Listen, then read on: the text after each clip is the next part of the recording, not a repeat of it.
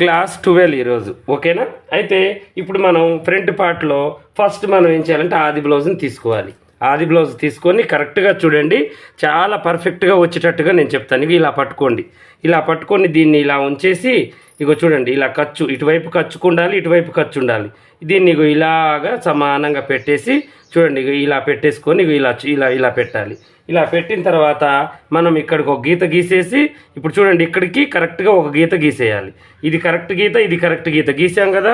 పైన ఏమో ఇది ఖర్చు కోసం వదులుకోవాలి, మనకు కనబడుతుంది కదా మీకు. ఇది కూడా మళ్ళీ కొంచెం ఒక ½ ఇంచ్ కలుపుకోవాలి, ఎందుకంటే మధ్యలో డాట్ కోసం, ఇక్కడ ఖర్చు కోసం. కలిపిన తర్వాత ఈ రెండింటిని మనం ఇలా కలుపుకొని సగభాగానికి ఒక గీత ఇలా గీయాలి.